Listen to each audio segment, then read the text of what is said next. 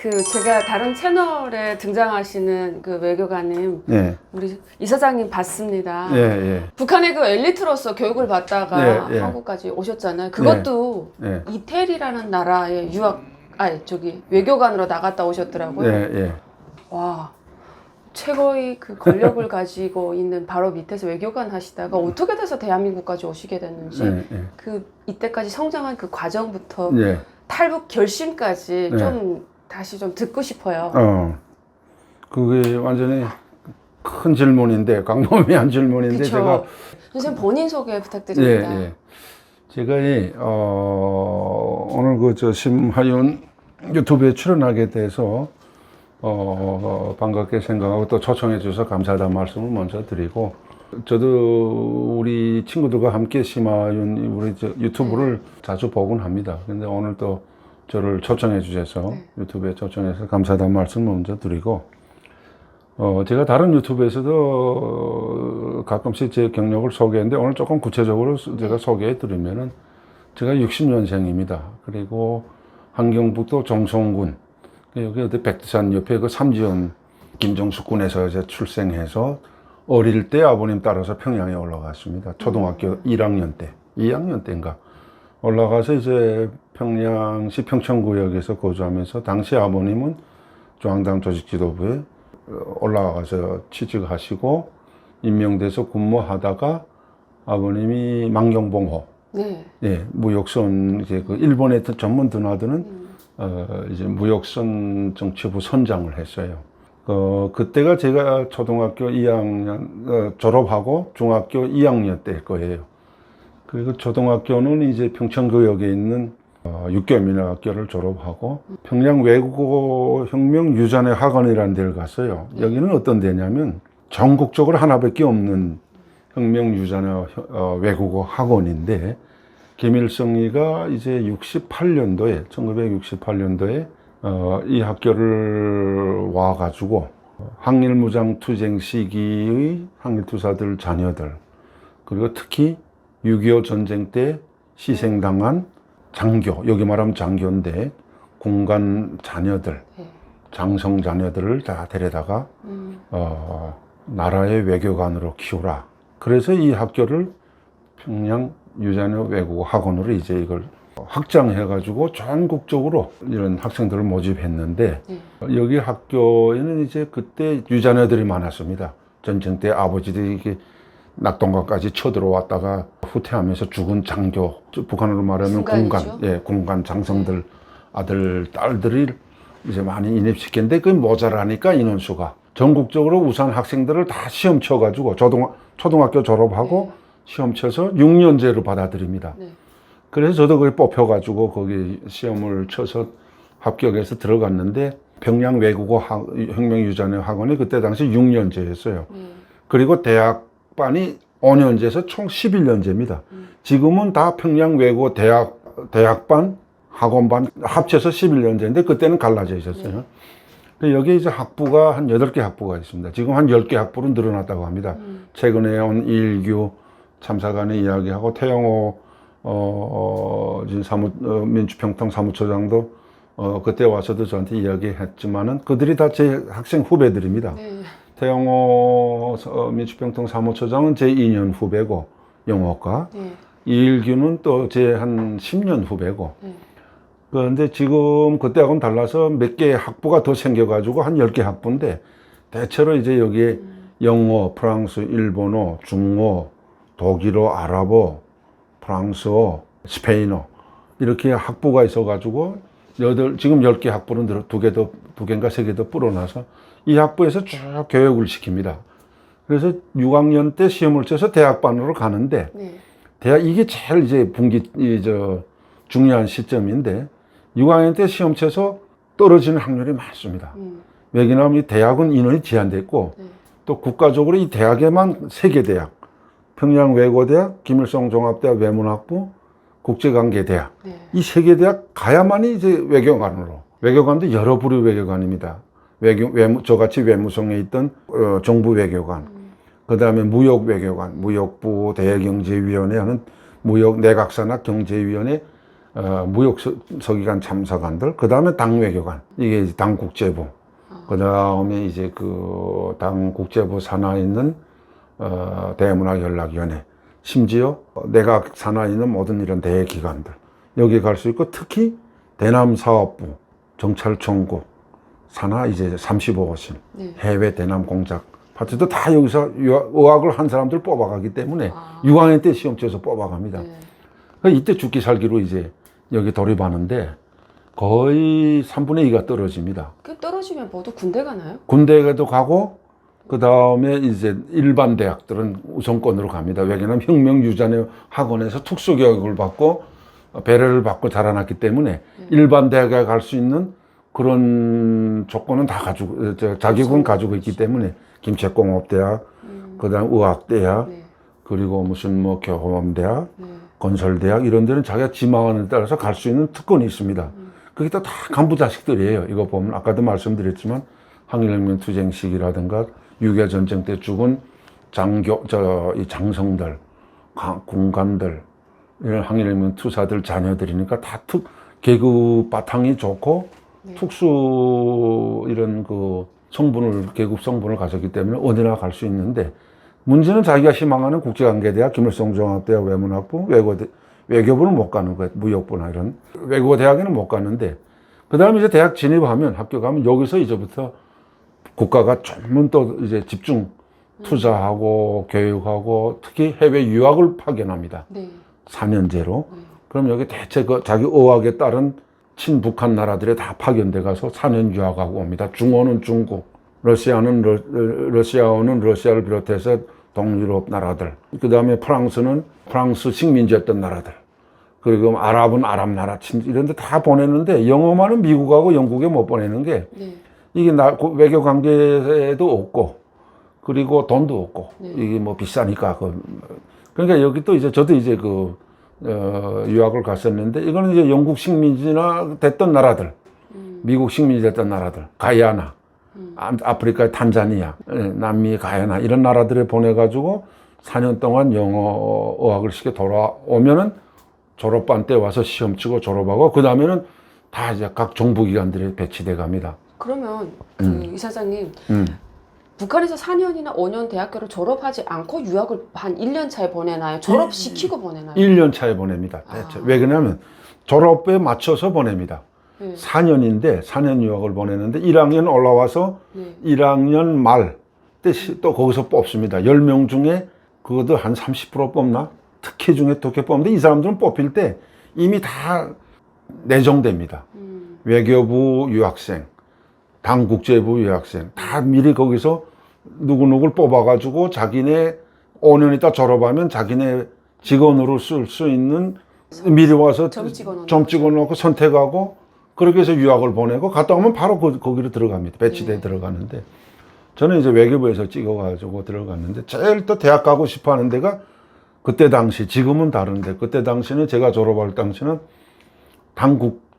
국제부에 들어가는 게 제일 당국제부하고 그 다음엔 대남사업부, 여기 이제 35호실 사회문화부라고, 이게 해외 외국어 미리 다 배워가지고 해외 간첩으로 파견하는 이 부서인데, 사회문화부라고 35호실 대남사업부에서 속하는데, 여기 가는 건 제일 일본으로 선호하는 데고, 두 번째가 김일성종합대학 외문학부 가는 거예요. 왜 그러냐면 또 김일성종합대학 외문학부는 당 국제부나 아니면은 당정군 외교부문에서 아무데나 갈 수 있고 간부가 될 수 있는 명칭을 가진, 졸업증을 김일성종합대학이라는 그 담보증을 받고 졸업하기 때문에 여기 두 번째로 가고 싶어 하고, 제일 마지막이 외국어대학입니다. 외국어대학은 그냥 내각 산하 기관들, 외교부, 정무원 산하 기관들, 아까 말씀드린 대경제연예, 무역부, 그 다음에 내각 산하 무슨 각 대사업국들이 있어요. 농업성, 경공업부 무슨 이런데 대사업국들에 갈 수 있고. 지금은 바뀌었습니다. 저기 먹고 살기 힘들다 보니까 외국에 나가는 것이 가장 선호되다 가장 그때 당시도 그랬고. 외국어 대학을 좀 많이. 네, 그때 왜 그랬냐면 70년대에 말부터 특히 80년대 초부터 이제 김정일이가 6차 당대에서 조선당 6차 당대회 80년 10월 10일 후계자로 추대되면서 당정군을 다 장악하고 그때 뭘 본격적으로 벌리냐면 아마 충성의 외화벌이 운동이라는 걸 벌립니다. 있었습니다. 네, 당정군 온 사회 모두가 그래서 충성의 외화벌이라는 걸 벌려가지고 운동을 벌려가지고 외화를 다 모아가지고 이거를 조선노동당 자기 직속 산하 재정경립에 다 끌고 모아가지고 39을 30%에서 갈라하면서 이걸 사실상 통치 자금으로 씁니다. 네. 그리고 두 번째 핵 개발에 이 돈을 쓰고 네. 달러 외화를 가지고 네. 그전에는 크게 70년대까지는 당에서 다 긁어가지 않았는데 네. 이때부터는 김정일이가 완전 돈 정치를 하면서 달러 정치를 하면서 다 긁어 모아서 해외에서 벌어오는 돈 국내에서 또 외화벌이 운동 벌려서 지방까지 다 이게 갖다 바치게 외화를 바치게 하는 이게 벌어지면서 이 외국어 대학을 졸업하고 국제관계대학 김일성종합대학 졸업하고 제일 가고 싶어하는 선호하는 기관이 달라진 거예요. 그렇죠. 무역기관인 거예요. 네. 무역부, 돈을- 대경제, 돈 버는데 만질 수 있는. 돈 만질 수 있고 외화를 볼 수 있고 특히 해외 나가서 외화를 볼 수 있는 무역 참사관, 무역 대표부 나가는 거를 잘 선호하는데 그 제가 이제 유학을 4년 다녀와서 네. 79년도에 제가 외국어 대학을 졸업합니다. 아, 제가 태어나기도 전이네요. 그래요? 네. 제가 60년생인데 네. 그래서 제가 외국어 대학 1학년 때 네. 78년 79.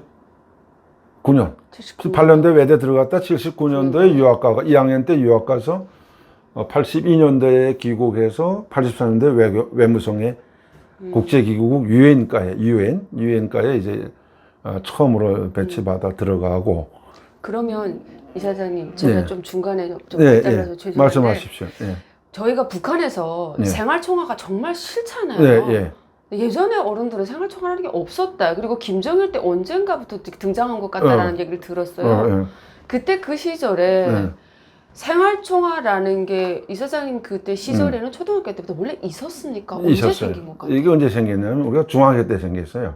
중학교 때가 제가 그게 몇 년도죠? 그게 74년도쯤이에요. 74년도에 김정일이가 조선노동당 조직비서로 이제 임명됩니다. 그래서 60년대 말에 김정일이가 이제 그 김일성 종합대학을 졸업하고 제일 먼저 간 데가 어디냐면은 3대 혁명 소조 사업 지도부에 들어갑니다. 네. 부장으로.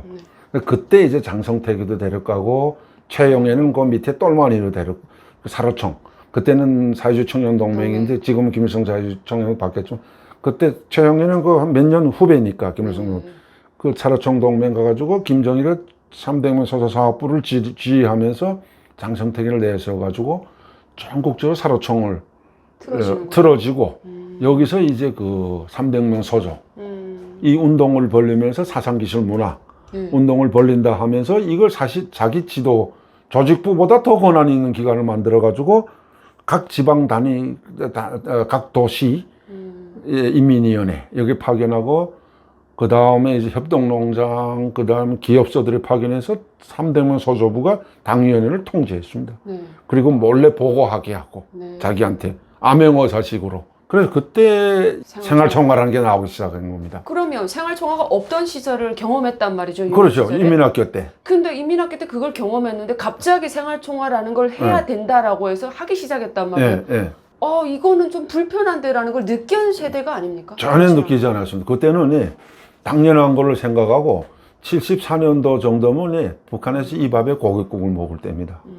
그리고 집안에 우리 가정들에도 마을들에도 이 밥에 고깃국을 먹고 평양시 지방은 내가 다 모르겠지만 식량은 떨어지지 않았고 지방도 그리고 평양시에서는 부식물도 식료품도 남아 돌아가가지고 안 먹으니까 동태 겨울에 동태도 인민군대 트럭으로 25kg짜리를 냉동한 걸 밤에 와서 아파트 앞에다가 다 뿌려놓고 마음대로 갖다 먹으라고 일회용 쇼를 한 게 아니고 진짜 갖다 했기 때문에 그때는 먹을 걱정이 없었어요 거의. 그러니까 그때는 걔도 명태를 물고 다녔다. 다니고 막 처녀 여자 다음에 흔한 게 명태 뭐다 이러면서 그 남아 돌아가고 막 그럴 때니까 그때는 당 조직 생활이든 사로총 생활이든 불만이 없었다. 여명 생활이든 그냥 당 조직에서 하는 게 정당하고 이거는 더 잘 살고 더 잘 나라를 부강시키는 이런 조치로서 과정이라고 생활청화도 이제 당연한 걸 받아들이고 특히 이때 뭐가 나오냐면 당일 비상책의 10대 원칙이 이때 나옵니다. 네. 그때는 우리 밤을 새면서 이걸 강제로 그 통달시키고 암송시키고 막 공부시키고 이랬는데 이거를 그 이후에 항장엽 선생이 많이 연구를 먹었는데 항장엽 선생이 남한에 와가지고 두 가지를 욕 먹었습니다. 남한의 탈북민들이 저영감 때문에 우리가 생활총화 이거도 맞습니다. 항장엽 선생이 만들어내고 네. 문답식 학습 방법이란 걸 또 만들어냈어요. 그 뭐 매해 1월 달에 그냥 하기도 하고 자주 하기도 자주 하고. 해. 1월 달에는 그 전국적으로 하고 네. 시도 때도 없이 그냥 격기마다 그 네. 기관 기업소들에서 문답식 학습시킨다 하면서 신년사 통달하게 하고 그러면서 또 10대 원칙을 만들어 놓은 한 기본 황 선생님 아니십니까? 그러니까 기본 거기에 공로자가 예? 기여한 사람이 항장엽 선생이라고 북한 주민들을 정신적으로 사상적으로 그 김일성과 김정일이 노예로 만든 그런 사람이라고 여기 와서도 엄청 사람들한테서 손가락질하고 욕먹고 저도 그렇게 생각했는데. 그러니까 그런 사람들 많은데 또 우리 또 국가안보전략위원회는 이사장으로 와 있었어요. 네.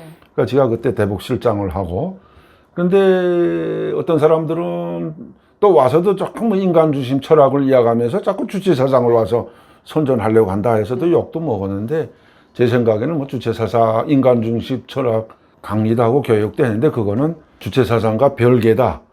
이런 거를 자기가 진짜 원했던 건 주체사상이 아니고 인민대중, 인간중심 철학을 자기는 전개하려고 했는데 그게 이용당했다는 걸 그걸 자기 인생 마지막에 증명하려고 했고 생활총화라든가 문답식 이거는 자기 혼자 만드는 게 아니고 당문원실 조직지도부에서 집체적으로 만들어서 자기는 기술적으로 이걸 정리만 했다. 당일상 체계 10대 원칙도 그런 어쨌든 거기 기여한 사람이고 당 조직 지도부하고 문원실이라는 게 있어가지고 다 만듭니다. 네, 체계가 북한이라는 시스템이 그렇게 그 과정을 만들어. 예. 그러니까 항장엽 선생님들 그걸 피하다가는 반동으로 몰리니까 한 두 번 반동 몰려서 지방에 쫓겨나갔댔어요. 항장엽 선생. 죽을 고비도 넘겼는데 어쨌든 그때 당일상 체계 10대 원칙도 나오고 문답식 생활총화도 나오는데 김정일이가 그 완전 나쁜 혁명의 원수네요, 그놈이. 이 북한 주민들 생활총화 때문에 얼마나 고달픈가. 그래서 제가 왜 이걸 물어보냐면 유학 갔을 때 그러면 그 분위기라든가 생활총화라든가 그때도 빡시게 그대로 했는지 그 안에 유학생들끼리 생활이나 이런 게 지금처럼 감시하고 이것도 하지 말아라 저것도 하지 말아라 이렇게 빡빡하게 조였는지 어땠는지 엄청 빡빡했죠. 그러니까 70년대까지는 제가 이거를 반드시 우리가 해야 된다. 아까도 제가 말씀드렸지만 북한 사회 전반이 제대로 돌아가고 먹고 살만하니까 이만한 것쯤은 서로 학습총화도 하고 생활총화도 하는데 서로 둘이 뭉실하게 이게 싸움하고 저로 잡아 물어뜨리고 뭐 정치봉선에서까지 끌려가도록 이렇게 막 흠집을 잡아내고 이 정도는 아니고 그냥 적당하게 선에서 서로 상호 비판도 하고 자체 비판도 하고 했는데 80년대 들어오니까 이게 달라져요. 80년대부터 오니까 왜 달라지냐면 유학 가서도 70년대 갔는데 79년부터 82년 그 사이에 있었는데 그때도 다 신임받고 높은 정치적 신임, 당의 정치적 신임을 받고 특권층으로 배를 받고 간 사람들이 자녀들이니까 대사관도 물론이고 그러니까 다들 적당히 여기서 무슨 갈등이 없는 거예요. 다 그저 다 사이좋게 지내다 그저 가자.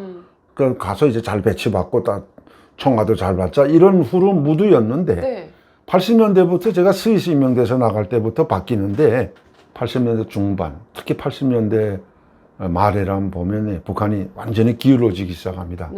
인민경제가 파산나기 시작하고 왜 그러냐면 아까 제가 말씀드린 대로 80년대 초반 조선당 유사당대에서 김정일이가 조직비서로 추대되면서 당 정군을 다 장악하면서 충성의 위화를 벌이면서 싹 그 내각 산하 총리 우리 한국말 하면 총리 산하 밑에는 모든 부위원회 자금을 다 빨아 들어가서 탕진합니다. 첫째 어디다 탕진하냐면 돈 정치라고 내가 자꾸 이야기하는데 돈 정치가 뭐냐면은 김일성은 소위 항일무장 투쟁을 하고 6.25 전쟁을 겪으면서 제 주변에 그 충신들을 많이 두었어요. 김일성을 정치적 신뢰로 믿고 따르면서 그 둘이에 뭉쳐서 조선농당 중앙회를 목숨으로 사수하는 이런 테두리가 김일성의 주위에 혁명적 동지 우리 이런 걸로 뭉쳐가지고 북한 인구 2,500만 중에 이 D가 한 20%입니다. 네.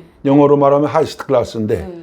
계급으로 가르치면 최권력 계층 20%가 다 그때 당시는 높은 이런 정치적 신과 배려 충성으로 보답해야 된다. 수령님의 높은 정치적 신과 배려 충성으로 보답해야 한다면서 혁명적 의리 동지애를 뭉쳐가지고 김일성을 총과 폭탄에 대해서 사수하면서 밑에 층을 관리 통제했는데 이게 70년대 말 80년대 중반까지는 제대로 돌아갑니다. 왜 돌아가냐면 그게 먹힙니다.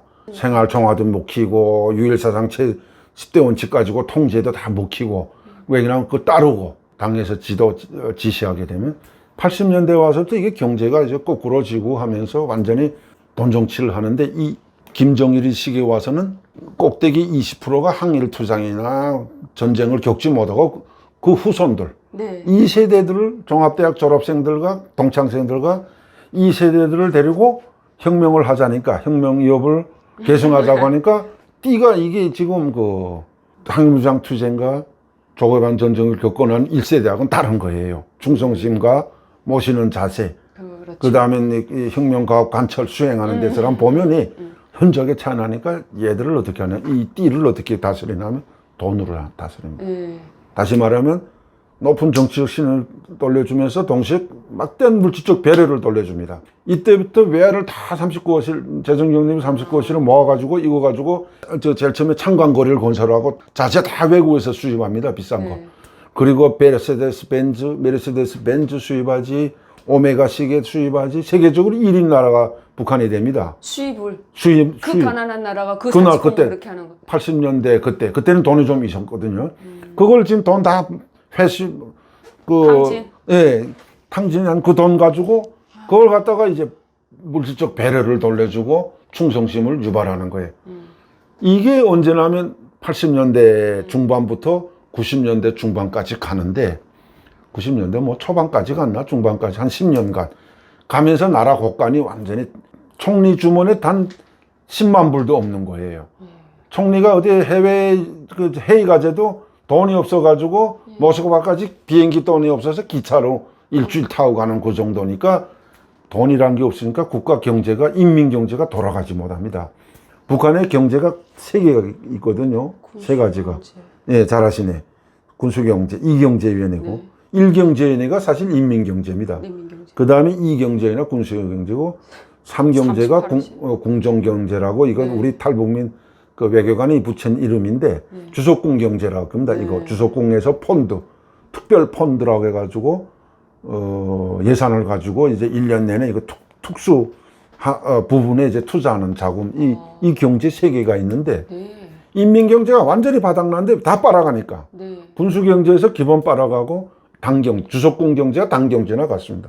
당 경제에서 다 빨아가고 군수 경제에서 빨아가니까 이 경제에서 완전히 바닥나고 90년대 와서 300만이 굶어 죽는 고난의 행군이 시작됩니다. 고난의 행군은 언제부터 시작됐냐면 80년대 말 90년 초반부터 시작됩니다. 김일성이 94년도에 이제 즉사하는데 그 여러 가지 그 이유들이 많은데 그 중에 이제 카터가 왔다 간 다음에 제일 그 심장 그 김일성의 내력이 다 심장이 나쁘답니다. 김정일이도 그 심장이 나빠서 69세에 죽었거든요. 정은이도 김정은이도 그 이제 심장이 아주 나쁘답니다. 지금 TV에도 나오지만 푸석푸석 부어가지고 나오는데 그때 김일성이 죽은 여러 가지 원인이 있지만 그 중에 가장 중요한 원인이 94년대 매양산에서 당정군 고위 경제관료 일꾼 회의를 하다가 3일간 하는데 두 번째 날 심장마비로 죽습니다. 새벽 2시에. 그 침실에 오후 5시쯤에 이제 회의 끝내 좀 연기하자고 좀 쉬자고 해놓고 자기 침실에 들어가서 나오지 못하고 새벽 2시에 자다가 죽었거든요. 누워서. 심장마비로. 근데 그 원인이 하나가 그때 북한 주민들이 굶어 죽는다는 걸 알게 됩니다. 그 전까지는 김정일이가 다 보고 못되게 해가지고 김정일이 선에서 다 차단합니다. 오직 김일성이 보고는 이제 외교부에서도 보고문이 이제 올라가면 제의서라고 그러는데 보고서가 올라가게 되면 딱 두 개가 동시에 아침에 새벽 6시에 떠납니다.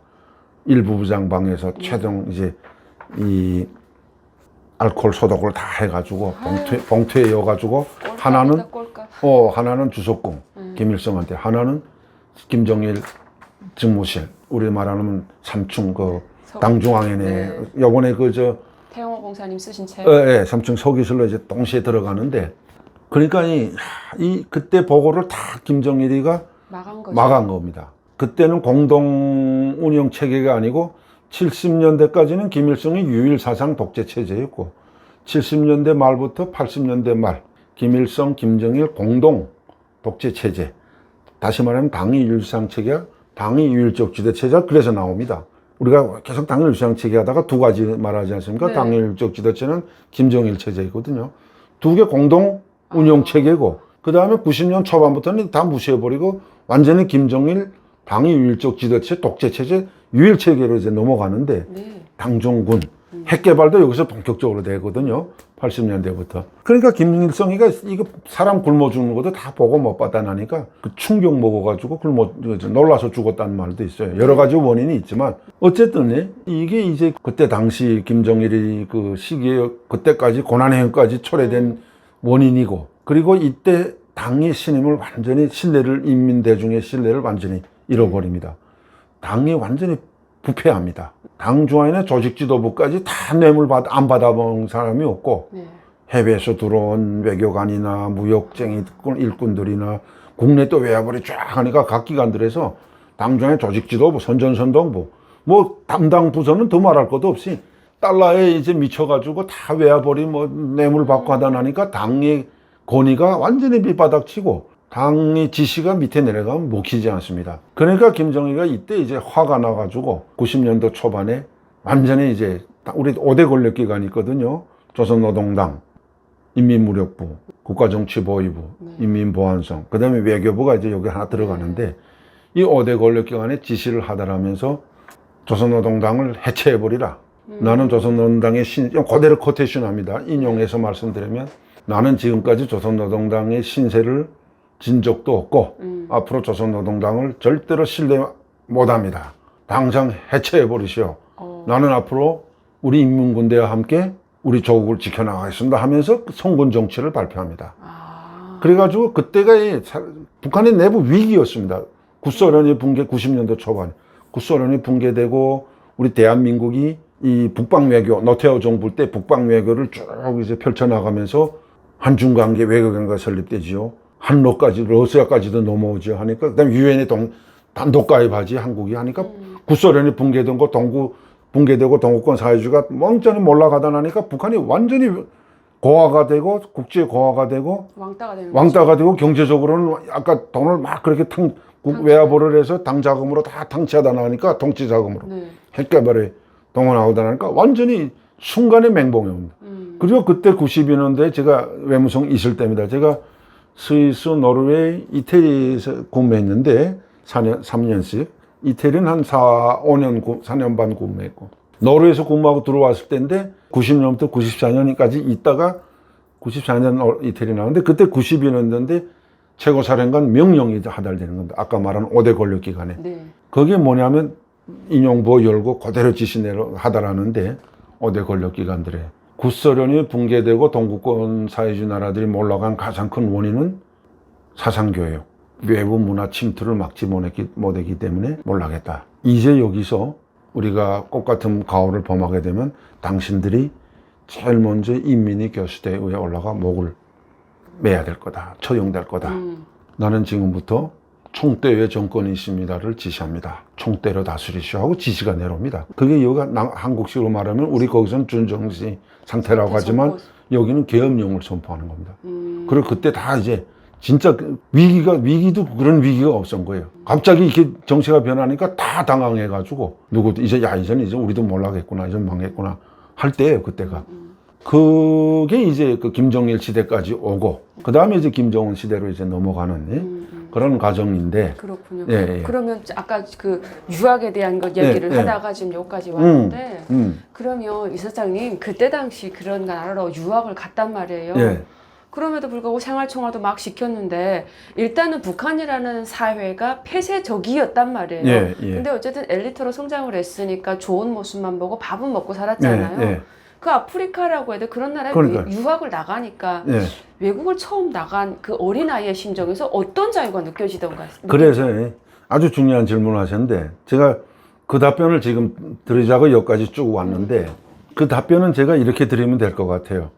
제가 10년을 계기마다 어떻게 제 사상의식이 변했는가 하는 그 과정을 내가 말씀드릴게요. 그러면 저 사람이 저래서 변했구나. 사상의식적으로 변했구나 하는 걸 잘 알게 될 겁니다. 나뿐만 아니라 그때 당시 외교관들도 제가 79년 4월 달에 딱 그 외국 유학 임명 발표하는데 10명을 뽑았어요.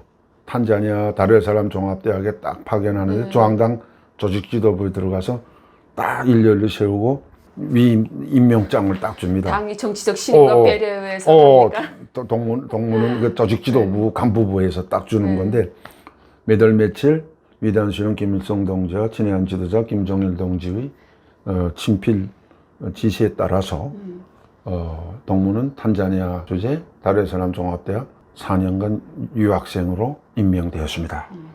높은 정치의 수준과 배려에 충성으로 보답해야 됩니다.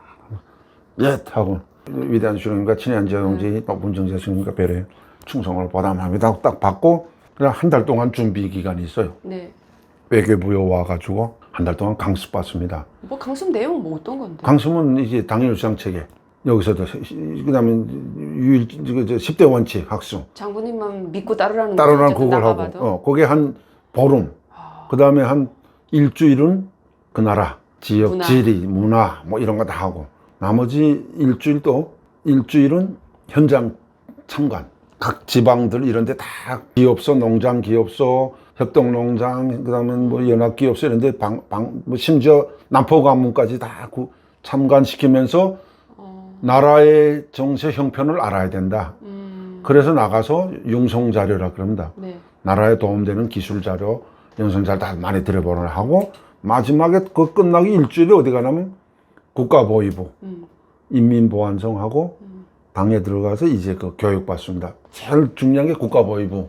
그 내용 궁금해요. 국가보위부 교육은 뭘 받냐면 지난 시기 이제 그 각 나라에 나가서 반동적인 사상 문화에 예시. 거기에 이제 오염돼 가지고 온 사례에서 처벌받은 사례 또 그 전에 이제 간첩돼서 뭐 이렇게 남한으로 이제 온 이융평이라든가 그 기타 몇 명 있는 이런 사례까지 들면서 마지막에 뭐랄까 좀 농담하냐면 다 앉혀놓고 하는데 그 강사 국가보위부 강사가 여러분들은 절대로 저렇게 되면 안 됩니다. 돌아올 때 아직 기억에 생생한데 돌아올 때 잘못 그 평양 비행기표를 잘 헷갈려서 서울 비행기를 표 떼가면 안 됩니다 하면서 웃으면서 변제를 하지 말라고.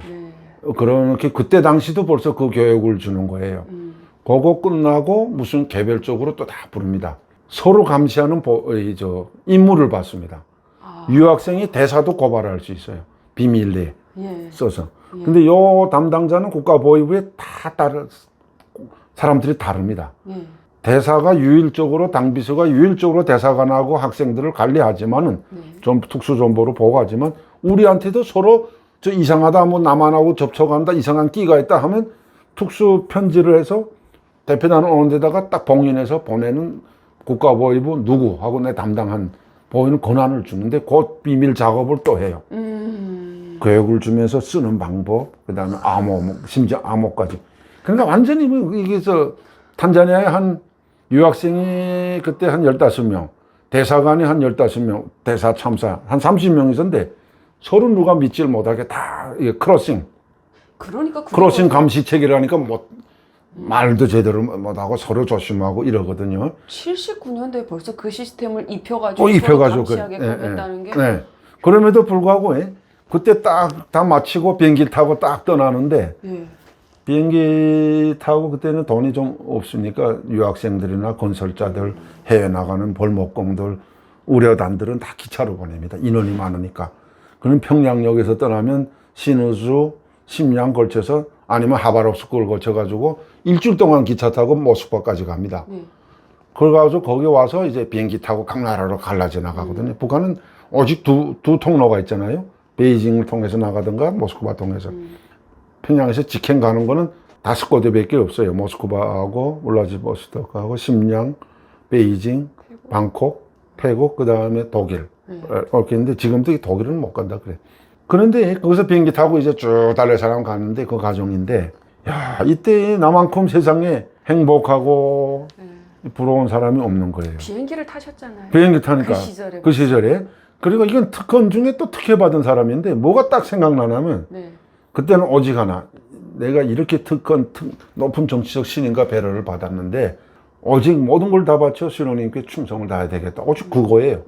공부를 잘해서 보답해야겠다는 것보다도 정치적으로 당적으로 내가 각오하는 거예요. 생활도 잘하고 하라는 대로 해야 하라는 대로 하고 조직생활을 잘 해가지고 내가 이제 당의 높은 정치적 신에 보답해야겠다. 그 다음에 두 번째 공부해. 4년을 지나는데 진짜 그런 거예요. 한잔하는 게 얼마나 못 삽니까? 네. 아, 못 살아요? 어쨌든 아프리카더라고요. 아프리카도 진짜 못 살아도 그런 나라가 없죠. 예? 그래가지고 그때 우리 거기에 농업기술단이 한 30명, 군사교관단이 한 10명, 건설대가 한 30명 나와서 그 나라를 다 건설해줘. 아프리카 나라들이 다 그 대통령들이 엄청난 그 지원이, 외국 지원이 나가면서 국가가 밑빠진 독에, 거기다 남한에 수혜해 왔을 때 창고 다 털어내가지고 하고 또 88 올림픽 한다니까 거기에 또 맞선다고 13차 세계 청년학생 춘천 89년대 평양에서 하면서 완전히 바닥이 나면서 거지 나가라 됩니다. 그리고 90년대 넘어가면서 아사자가 생기고 굶어 죽게 되는데 그때 가니까 그렇게 지금 뭐 탄자니아 나라가 북한이 와서 다 건설해 주는 거예요. 탄자니아뿐만 아니라 아프리카의 55개 나라 중에 거의 뭐 절반은 다 사회주의 따른다면서 김일성이 일부러 와서 접견 받고 가면 지원한 오래전까지 군사목이 다 들어갑니다. 아이고야. 중동까지. 예. 그러니까 이놈의 북한이 망하지 않을 수밖에 없는 게 그게 한 가지입니다. 뭐냐면 목적이 그 나라들을 다 그 쟁취해가지고 친구를 만들어서 유엔 무대에서 지지표를 하나 얻자는 거예요. 고려민주연방공화국 방안, 3대 무슨 통일 방안 이런 게 유엔 마당에서 유엔 총회에서 이제 결의에 붙여지면은 네. 남한의 방안을 지지하나 북한의 방안을 지지하나 손 고수거리하는데 그 손 한번 들어달라고 그렇게 투자하는데 뇌물 공세를 하는 거죠. 네, 그러니까 70년대는 이 유엔 총회 결의안 이제 붙으면 북한 결의안이 3분의 1로 앞다했어요 그때. 이 이자같이 그렇게 돈 퍼가면서 그걸 그러다 90년대 오면서 싹 망하고 마는데 어쨌든 그때 당시 제 사상 각오는 의식은 그래 거예요. 꼭 돌아왔거든. 다음번에 내가 나간 게 83년대에 외교부에 임명돼서 1년 만에 제가 84년도에 어느 나라 갔습니까? 스위스로 나간 거예요. 스위스. 그러니까 저기 처음 돌아와서 졸업해서 외교부에 지금 배치돼서 어쨌든 1년 반 만에. 1년 반 만에. 예, 예. 지금은 그렇게 나가려면 지금은 뇌물 엄청나게 써야 되는데. 그때 당시도 뇌물 썼는데 이야. 지금 같이는 못 쓰고 그때는 그래도 이 나라가 좀 외교부는 다 돈이 있었어요. 네. 당중앙에 39호시, 38호선가 실에선가 이제 당 자금을 썼기 때문에 해외 공간 유지비요, 월급이요, 유학생 파견까지도 당 자금 썼어요. 그러니까 그 외화를 느끼지 못할 때인데 스위스에 84년도에 임명돼서 86년까지 3년이 있었는데 스위스 하면 우리 김정은이가 어린 시절에 곧 내가 노르웨이 넘어가자마자 왔어요. 정은이가. 저기 뭐 유학 갔다는 맞아. 건데 그러면 스위스 김정일의 자녀가 그 다른 자료도 있을 건데 스위스는 어쨌든 다른 나라 파견을 한다는 소식은 들어본 적 없어요. 내가 스위스에 86년까지 있고 노르웨이로 바로 넘어갔어요. 노르웨이 주재 북한 대사를 갔는데 그 가 있을 때 김정은이랑 와서 김정철이랑 공부한 것 같아요. 김여정이랑. 내가 있을 때는 없었어요. 그러나 거기 있는 그 대사 이철 대사라고 이수영 대사라고 있어요.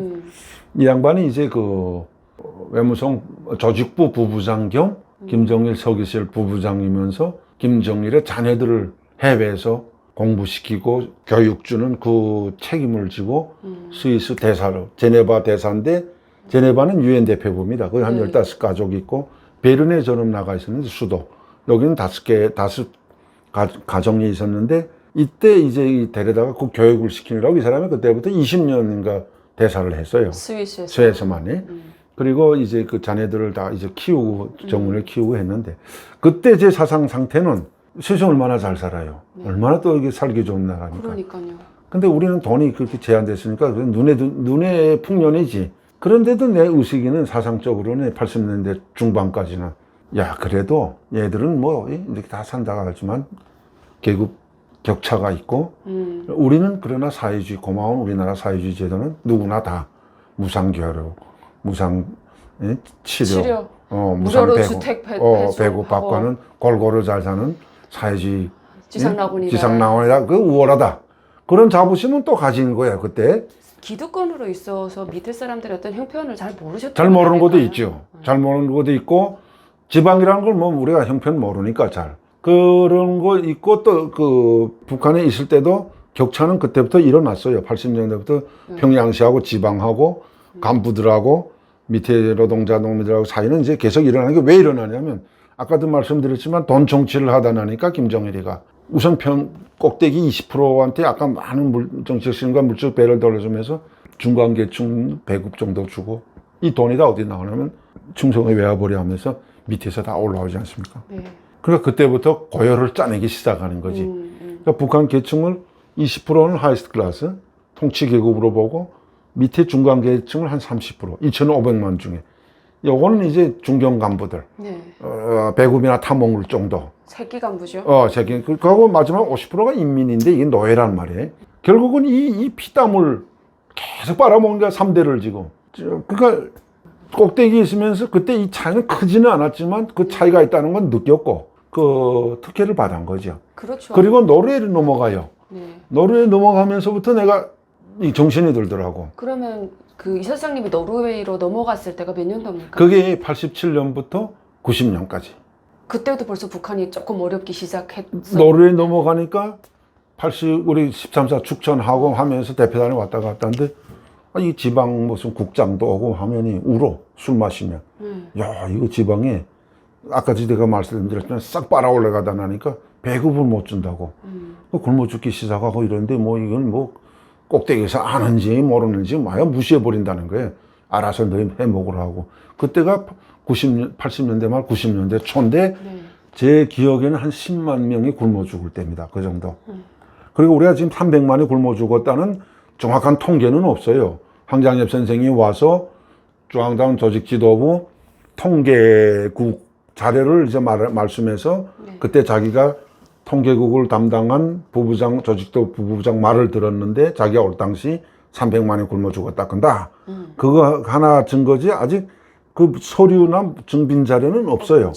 그 제가 이태리 대사관 4년 반 있으면서 식량 지원 외교를 받으면서 정부적으로 통계가 나옵니다. 가공해서. 네. 왜냐하면 식량을 매해 50만 톤씩 세계 식량 계획, 유엔 식량 농업 기구, 국제 농업 개발 기금, IFAD, World Food Program, 그다음에 Food and Agriculture Organization, UN of the United Nations 여기서 받아 들어가야 이 때문에 자료를 가공하면서 죽은 사람 숫자를 밝히는데 그때는 300만 하면 이건 논란하잖아요. 네. 이거는 무슨 자연재해가 아니라 너희가 사회주의 농업 정책을 포기하라. 그러면 나쁜 정책 때문에 사람들이 굶어 죽는다. 다시 말하면 협동농장, 네. 개인농을 안 하고. 그러니까 그게 그 공격 화살이 무서우니까 그냥 재에다가 거는 거야. 큰 물 피해 났다.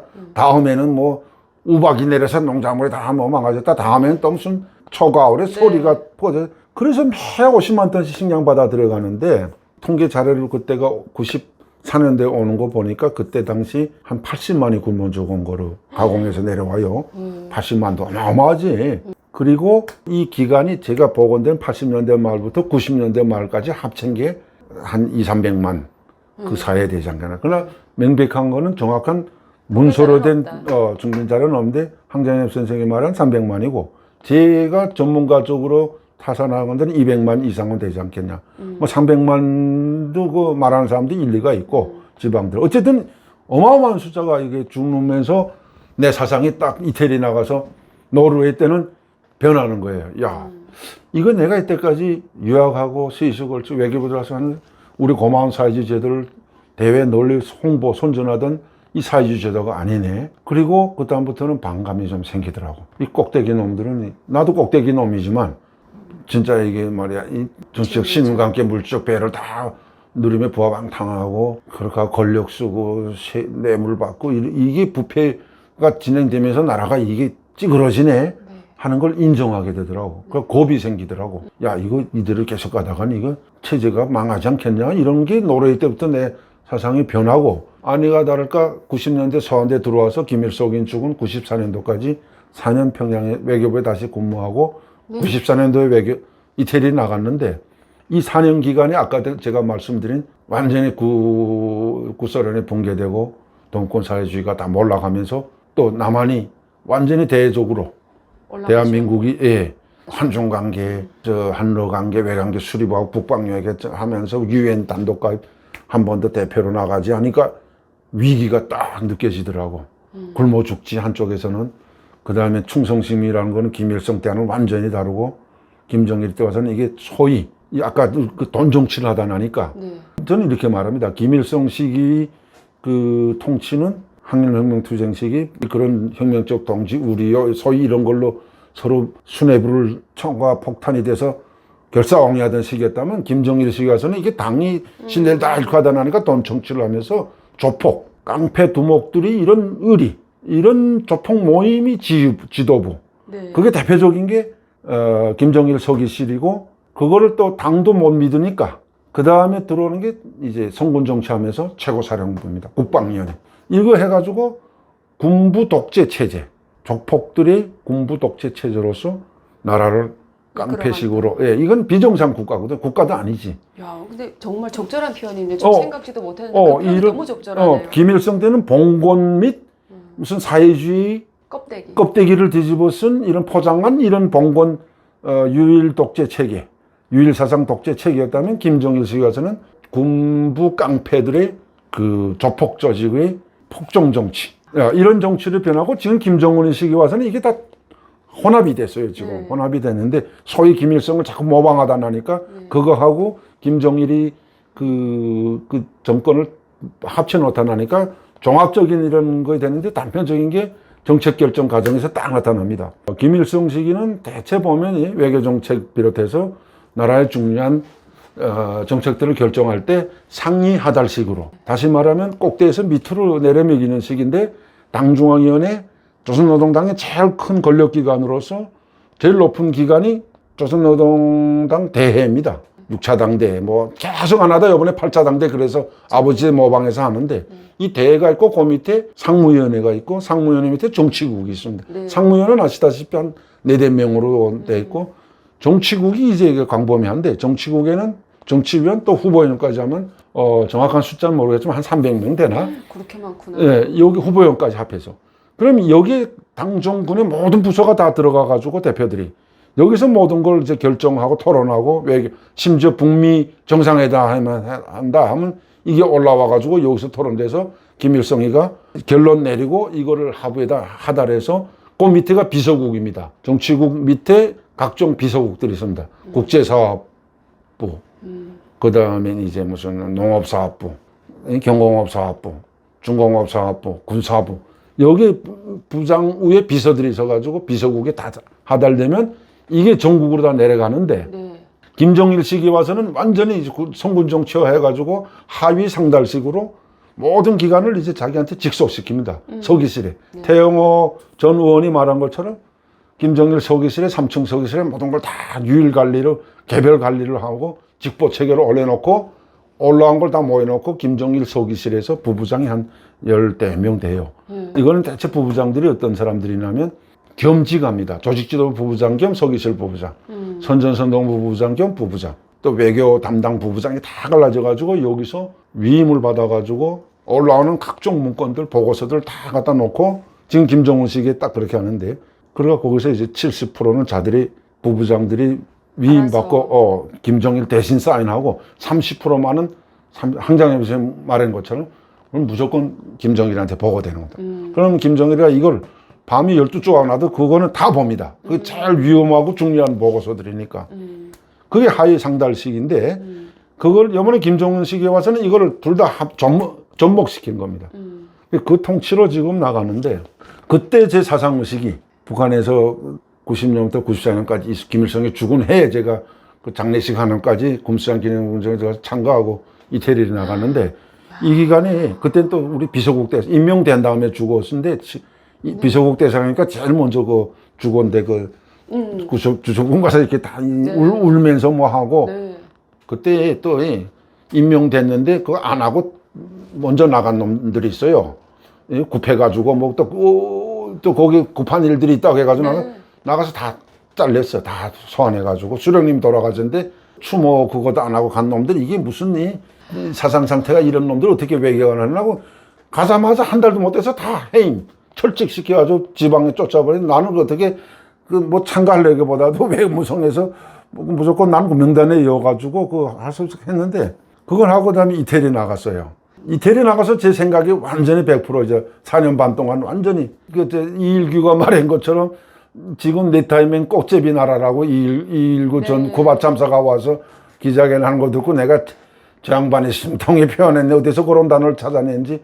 저는요, 그때 당시 벌써 고난행군 시기인데, 구걸 외교관, 식량 구걸 외교관으로 이미 4년 반 동안 모든 이런 뭐, 모독과, 그 다음에 눈물과, 그 다음에 이런 비참한 그 외교관의 그 처지, 이 나라가, 이 거지 나라면 얼마나 천대받고 세상에 이런 불쌍한 나라만큼 거지 외교관이 이거를 저는 그때 손수 느끼면서 그 4년 동안 이제 좀 이따 이제 사례들도 말씀드리겠는데 다시는 이 나라에 대해 들어가면 안 되겠다. 이렇게, 그리고 그때 당시는 고난의 행군 마지막 시기인데 1, 2년은 무조건 자빠진다고, 무너진다고 대사관이 출장 온 외교부 간부든 중앙당 간부든 집에 올라와서 술 마시면서 울면서 막.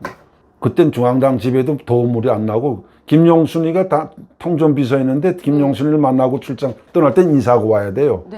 통전부 부부장이 만나고 왔는데 울면서 김용순이가 그 사무실에서 전기가 이게 난방이 안 와서 털모자 다 쓰고 군대 이 통신발, 솜신발 신고 이러면서 부들부들 떨면서 잘 갔다 오라고 하고 이럴 때고 그럴 때인 거예요. 그 와서 중앙당 부부장이라는 사람은 그 욕조에 들어가서 나오질 않아. 한두 시간 동안. 뜨거운 물에다 몸 담그고. 세상에 자기만큼 제일 행복한 사람은 없대. 북한에서는 더운 목욕도 못 한다고. 그리고 사람들의 시체가 막 그때 피난로 앞에 어린애가 굶어 죽었는데 벌거벗은 걸 거대기를 씌워놨는데 장성택이가 그걸 보고 온 거예요. 이태리에. 와서 울더라고. 술 마시면서. 야, 동시야, 이놈아. 지금이 그 같이 이윤길 부부장 처형됐을 거예요. 제가 장성택이를 한 20년 모셨어요. 스위스 때부터. 스위스 때는 제가 김정일 비자금이 이제 한 40억 불, 50억 불이 스위스 은행에 있어서 이 아까 말한 그 대사가 그걸 관리하고 나는 제일 쫄자. 그때 처음 나갔으니까 아따시로 나갔으니까 북한에서는 보조 서기가 아니라 합니다. 그러니까 3등 서기관 밑에. 그러니까 운전은 맡아가지고 은행 앞에까지 가면 그 중앙당에서 이제 김정일 3층 서기실에서 부부장하고 3명이 옵니다. 오면 대사하고 들어가서 뒤에 가서 VIP룸에 가서 딱 가방 2개, 100만 불, 100만 불. 이렇게 딱 들고 나와서 쭈리 비행장, 베른에 비행장이 없어요. 국제 비행장. 그래서 쭈리 비행장까지 실어다 주면 딱 보내고. 스위스가 그때 당시만 해도 독재 국가들, 나라들 돈 다 감춰줬어요. 거기다. 그럼 미국 CIA도 다치지 못하고, 공개 못하고. 그러니까 다들 거기 갖다가 이제 돈을 묻어놨는데, 특히 이제 블랙마니 같은 것들. 이 세탁한 것들도 군수무기, 물자 팔한 거, 마약 팔한 거, 이걸 다 이제 거기다 이어가지고 세탁해서 가지고 가느라고. 그때 스위스 있을 때부터 장성택이도 또 왔다 가면 그걸 운전해주고 해서 장성택은 제가 한 20년 북한에 들어가면 날 개별적으로 불러서 이윤길 부부장이라고 둘이 나온 그 최선희 하고 이영호 외무상 지금 철직되는데 4명은 이제 그 강북거리 청년 호텔이라고 있어요. 거기도 가끔 불러서 우리 밥도 사주고. 초록, 아니 파란색 거, 약간 초록빛 나는 거죠. 그 김만우 아니 항만우 식당 앞에 앞에. 그럼 거기 장성택이가 저 청년 사업부 맡아보면서 채용회를 그 밑에 관리하면서 그 호텔이 청년 호텔인데 거기 제일 높은 층에 한 층은 장성택이 비밀 아지트였어요. 그럼 우리 불러다 밥 먹이고 거기서 사우나도 시키고 당구도 같이 치고 했는데 그게 말하면 내가 98년도에 남한으로 망명했는데 97년도에 왔는데 야, 그 일식 식당 가서 울면서 12시까지 싼돌이 한 3병 마셔. 매해 오는데 그 전에 와서도 그러지 않았는데 그 해는 와서니 12시까지 싼돌이 마시면서 울고 이게 딱 이게 취해가지고 이게 자빠져. 그래서 내가 웃고 그 이용길 부부장이 다리 쥐고 신발 쥐고 내려와서 차에 식당 나와서 차에다 싣고 오면 무조건 대사차 내고 대사 못 나가게 합니다. 그리고 제가 운전기사로 난 20년 동안 모셨으니까 그 이용길 부부장이 그걸 신발 쥐고 다리 쥐고 차에다 싣고 호텔 대사관도 안 들어가요. 호텔에 다 듭니다. 이태리에 있는 이제 발로리라고 김정일의 측근이 있었어요. 후에 이제 그 판명된 게 CIA 무슨 지시받는 뭐 고속도로 회장이 있어요. 발로리 국제문제연구소. 김일성이 그 주석궁 그 추모 행사에도 유일하게 외국에서 이제 온 사람인데, 린저랑 같이 활동하는 사람인데, 이 양반이 있잖아요. 이 양반들이 돈 다 그 호텔비 내죠. 네. 그리고 이제 그 39호실에 1억 불 차관 준 발로리라는 또 이거 저 중개업자가 이제 또 호텔 다 우리 말하면 이제 스위트룸 다 해주는데, 그 엊그새 거기까지 와서 책상에 침대탕 눕혀놓으면 팍 자빠져 가지고는, 야 동시야 이놈아, 이게 좀 굶어 죽는데 이거 식량 50만 톤 보내가지고 되겠냐? 50만 톤이라는 거 어마어마하거든요. 국제기구를 통해서 들어가는데. 그 돈이면 한 북한 주민들이 많이 도움이 되지. 많이 도움이 되는. 근데 그것도 모자란다고 더 보내라. 장군님께 내가 보고 드려서 너 여기 10년, 20년 근무하게 하겠으니까 식량 100만 톤 들여보내라 해가지고 돌아가서는 그렇게 또 표창까지, 영웅칭호까지 김정일이 1월 1일 날 또 보내야곤 하는데. 그 북한이 말하는 영웅이십니까? 영웅이지. 영웅도 내가 3번 노론영웅 3번 받았어요. 그래 놓고니 그 말 해놓고니 울면서 침대에 딱 쓰러지는 거야. 그러고 이 바지에다가 볼일 딱 버리는데, 진짜 많이 그러면이 이게 이제 이용길 부부장하고 나하고 둘이 달라붙어서 이거 다 또 화장실에 가서 욕조에 가서 그 타월 다 적셔 가지고 와서 다 씻고 또 갈아입히고 이렇게 하고. 그런데 그걸 보니까 울고 한 장성택이가 우는 그 모습을 보니까 초라하기도 하고, 저런 사람이 저렇게까지 될 정도면 이젠 갈 대로 다 갔구나, 이 체제가. 그래서 제가 완전히 결심을 했어요. 안 되겠다.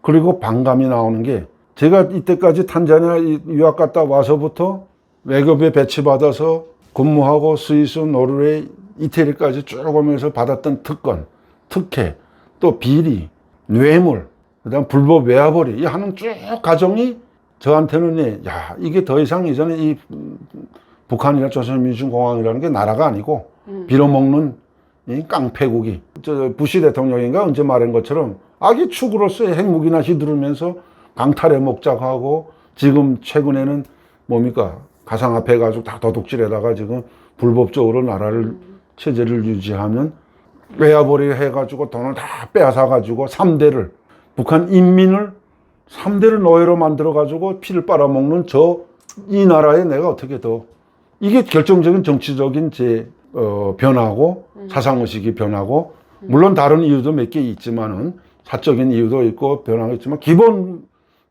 제가 사상의식이 변한 것이 가장 큰 탈북 동기였고, 그 당시 황장엽 선생이 그 전해에 이미 남한으로 왔고, 그걸 이태리 대사가 앉아서 TV로 보고 있고, 야, 황장엽 선생까지 갔으면 이전 체제는 갈 대로 무너질 때가 됐구나. 동시에 이집트 장성길 대사, 프랑스 장승호 무역 참사, 그 다음에 태국, 독일, 뭐 아프리카에서 동시에 한 10명이 막 미국, 북유럽 여기를 막 탈북하는 거예요.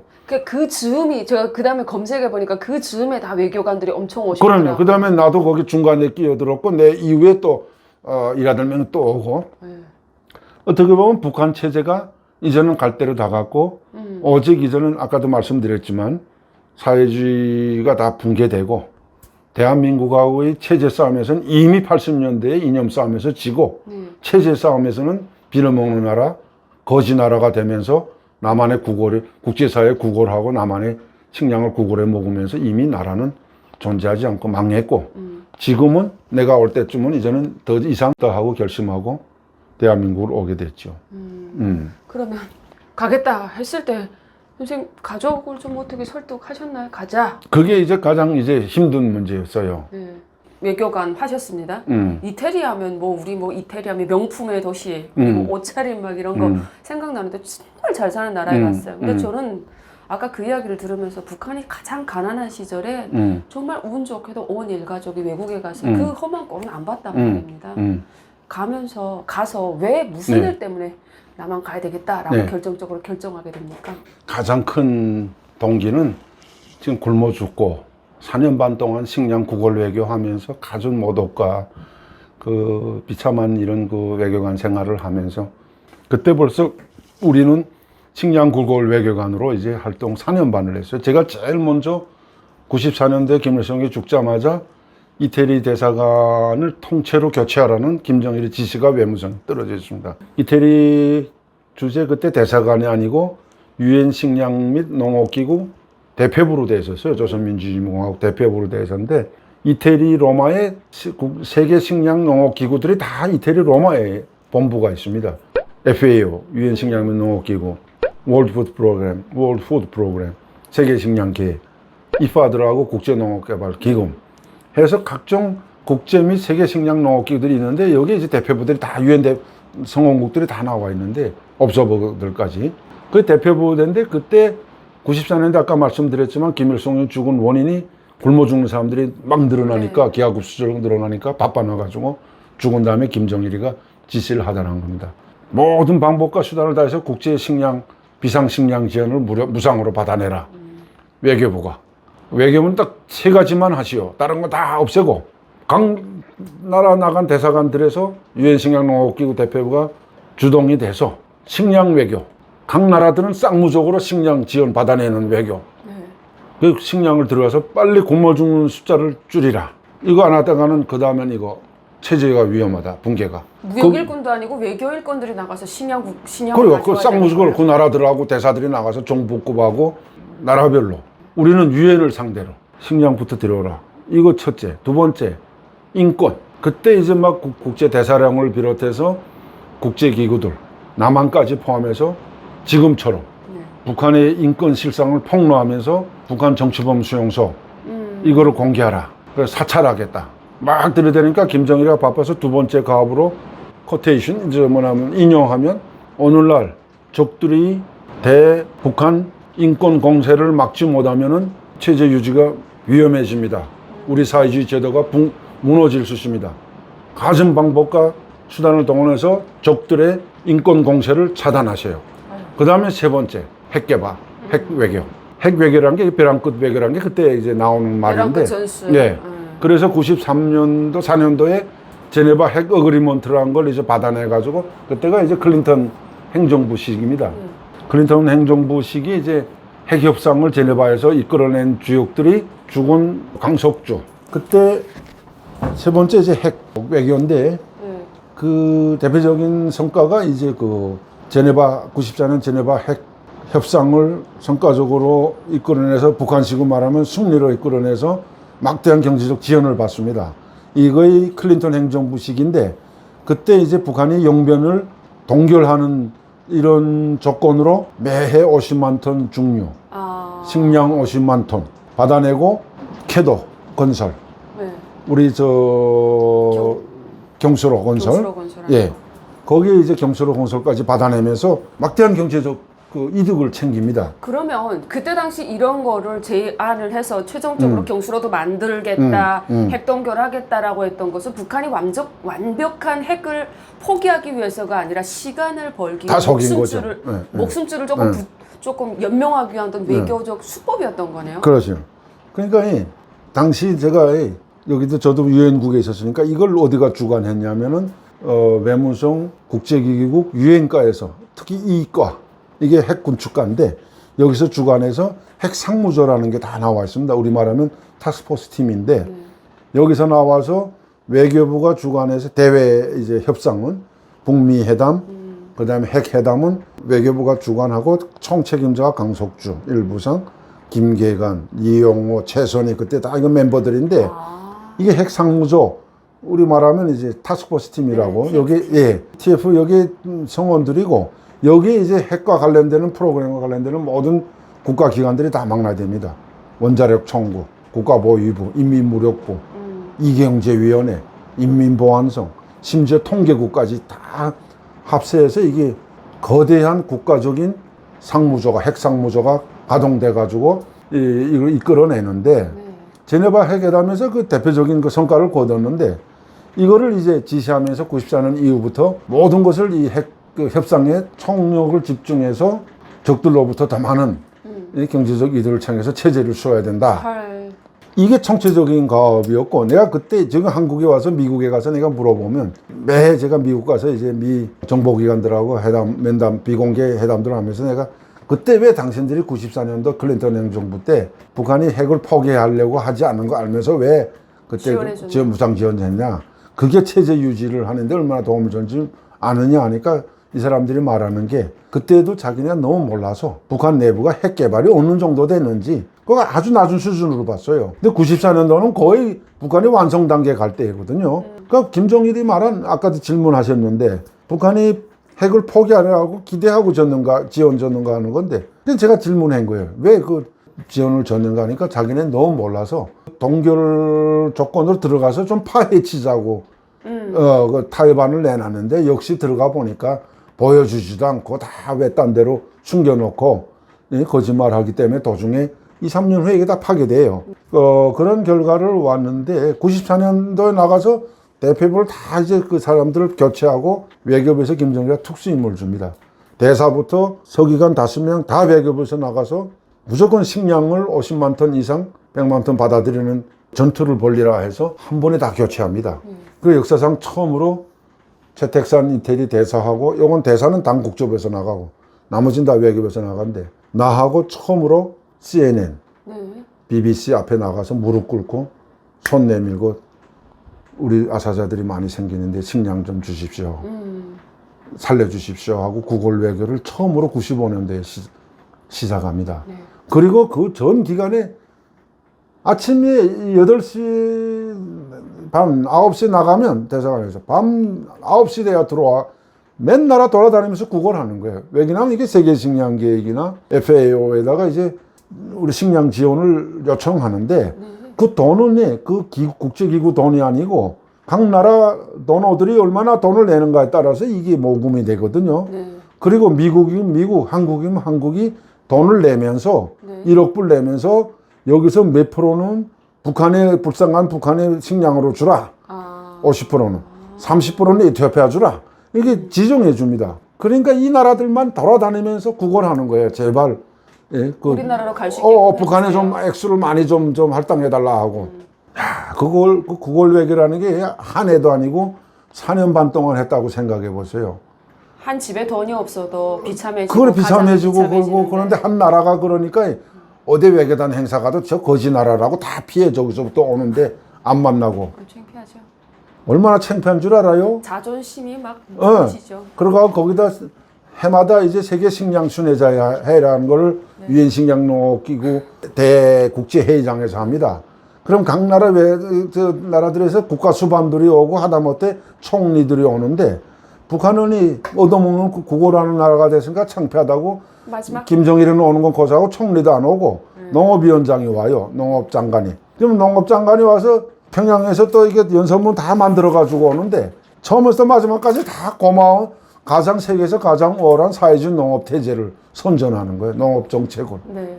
네? 그 정책하고 마지막 꼴에 가서 자연재해를 입었는데 식량 좀 주십시오. 그럼. 이것도 또 나가서 창피하다고 안 읽겠대. 네. 창피한 건 그래도 알아요. 알아. 그럼 대사가 또 해야 되잖아. 대사도 안 하고 나한테 제일 쫄자는 나한테 저기가 나한테다 밀어. 그러면 1년 내내 쪽박 들고 식량 구걸 다니다가 이 또 국제회의 하면 나가서 이걸 또 그대로 평양 지시니까 그대로 읽어야 돼. 안 읽으면 되잖아요. 안 읽으면 어떡하나. 이거 저 지시가 내렸는데 안 읽으면 내가 반동이 되지. 그게 다 녹화돼서 보고돼야 되니까. 그러네요. 그럼 그대로 읽어. 북한의 사회주의 농업 정책은 세계에서 가장 우월한 사회주의 정책으로서 뭐 이렇게 하면 옆에 사람들 쓰고서 막 저거 거짓말. 그럼 나는 얼굴이 뜨거워도 막 딱 읽어버리고 그 다음에 내려와. 그러니까 이런 거짓나라 외교관 이게 수모당하고 창피스럽고 이게 연장인데 그 기간에 이제 뭐 많이 이제 그 대사관 내에서도 서로 싸움하고 뭐 이런 갈등이 생기고 대표단이 오게 되면 막 같이 밥도 먹으며 술 마시는데 서로 막 불평불만해요. 결정적인 게 내가 어디서 걸렸냐면은 그 농업위원회 위원장인가 산림위원회 무슨 누가 왔을 간부들 대표단 왔을 때 대체 와서 이제 활동 끝나고 돌아갈 때는 대사관에서 식사를 마련해 줍니다. 만찬해 주고 선물도 다 트렁크다 돈이 없으니까 그 사람들은 그럼 우리가 불법외화벌이 한 걸로 돈 다 내가지고 트렁크 하나씩 뭘 다 선물 싸서 보내거든요. 애가 무슨 뭐 딸이 결혼하게 됐다 아들이 뭐 결혼하게 됐다면 거기다가 선물 싸서 보내곤 하는데 그 사람들 돈 한 푼 못 가져옵니다. 들어오면 대사관에 그 지하실 바닥에서 다 잡니다. 장관이. 호텔에 못 나가고. 하루에 문화비라는 걸 받아오는데 0.5달러 받아옵니다. 물 한 컵도 안 돼요. 네. 나가서 커피 한 잔도 못 사 먹고. 네. 한때 그 공진태 부총리가 이자 그 농업순회자 회의에 그 연설하려고 왔는데, 이 영감이 농업 담당 부총리인데, 연설해야 되겠는데, 그 하면 내가 통역을 해야 돼요. 네. 동시통역실에 들어가서 하고 맞춰봐야 되는데, 문 걸고 안 나와. 왜요? 이틀을 안 나오는 거야. 꽁꽁 앓으면서 밥 먹을 때도 한 말도 안 하고. 그 대사도 이상해서 말 시켜도 말 안 하고. 그래서 나보고, 야, 김서기관 좀 들어가서 좀 왜 그런지 좀 알아보라. 뭐가 뭔지. 그래서 슬슬 올려가지고, 자, 이거 부총리 동지, 이거 저 연설해야 되는데 내일, 이거 맞춰봐야 된다고 하고 내가 용어를 통역해야 돼. 그 다음에 이제 눈물이 굴성해서 말한 편지를 꺼내. 편지를 꺼냈는데 부인이 써준 편지인데 깨알같이 이만한 거 써서 딸이 결혼식 하는데 이런 거 사야 되는데 올 때 그 저 친구가 줬다는 게 $50짜리, $10짜리 꽁꽁 꽁져가지고 온 거 그걸 내놔. 이거 가지고 사달래. 이게 편지다 쓴 게 한 3,000불 돼요. 다 싸자면. 쇼핑 리스트네요. 부인이 거기에 무슨 내장감도 있고 첫날 옷감도 있고 뭐 심지어 속옷도 뭐 다 들어가 있어. 그래서 톡 보고 야 이것 때문에 그러냐고 걱정 마시라고 이거 떠날 때 내가 트렁크에 다 채워주겠으니까 연설 준비합시다. 그 다음부터 막 웃고 야 됐다고 하고 콧노래 부르면서 연설 준비하는 거야. 그 정도로 거지 나라가 됐으니 이게 갈 때 다 해줬는데 근데 또 그래 놓고 가기 전에 선물까지 주고 술 마시면서 이제 마지막 만찬을 차려줘요. 네. 그럼 술 들어가면이 그 말이 나와. 그 대피단 속에서도 그렇죠. 야, 왜 이렇게 굶어 죽냐. 식량 50만 톤씩 들어가는데 그럼 저들도 말해 꼭대기에서 뭐 이 농업정책을 제대로 못하고 밑에 바닥을 실태도 모르면서 지금 이러고 그다음 부정부패 뇌물 호의 보고 또 하는데 같이 우리도 그러면 말하다가 동조하는 거야. 네. 그럼 나도 이 얼결에 그 꼭대기 새끼들은 다 뭘 하냐 굶어 죽는데 그러다가 체제 붕괴되면 저들이 먼저 죽지 이런 말을 했다고 저들도 같이 말해놓고 돌아가서 김동수 서기관이 떠나기 전날 같이 만찬하는데 술자석에서 꼭대기를 김정일이라고 한 거야. 김정일이가 어떻게 정책을 펴게 이게 다 굶어 죽느냐. 이 꼭대기가 뭐라고 앉았냐. 김정일이가 뭐라고 앉았냐. 이게 보이보다 보고 한 거예요.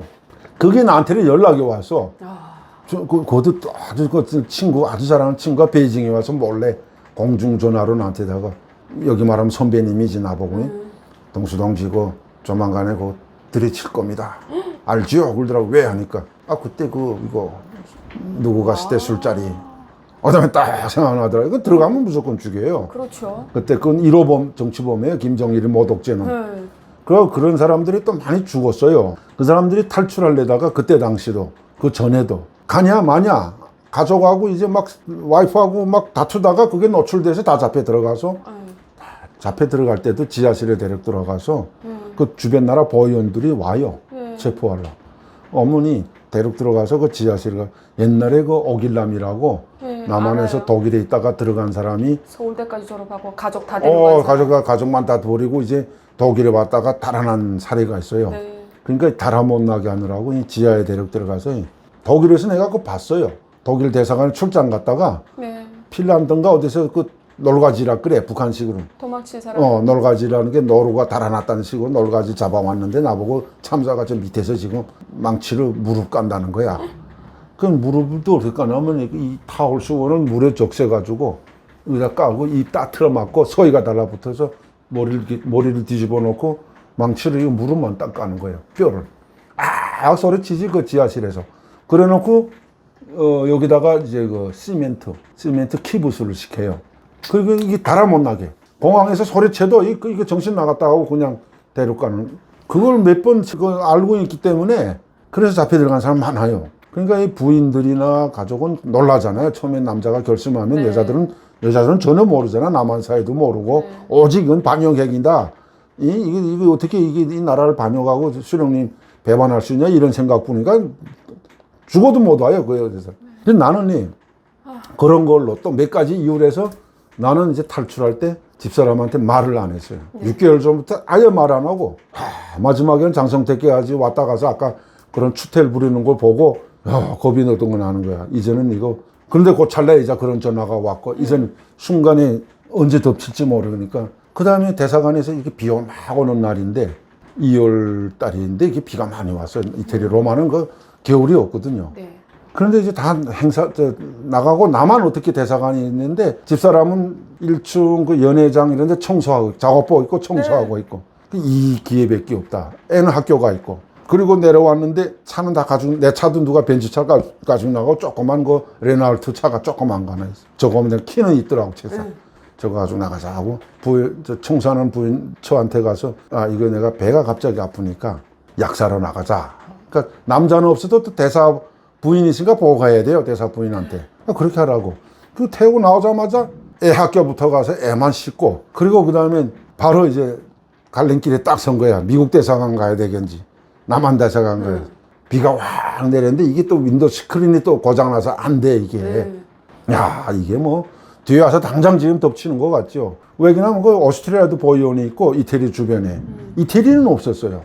인원이 작아서. 그다음 그 앞에 스위스 주변 나라에 독일에 다 이 보이온들에서 그냥 비행기 타고 들어오거든요. 지시나가. 그러니까 뭐 이게 또 나온 다음에 몇 시간 동안 안 들어오면 바로 신고하고 체포 나서요. 지금은 그 웃지만은 그때는 정말 이게 와서 당장 잡혔고 내가 잡혀 들어가는 사람들 봤기 때문에 더 겁이 나지. 식은땀이 잘잘 나죠. 식은땀 뭐야 지금 완전히 뭐 피오줌이 나오지. 정신이 없죠. 그런데 집사람한테도 말도 못하고 애는 뒤에 앉아서 그때 우리 아들이 8살 때예요.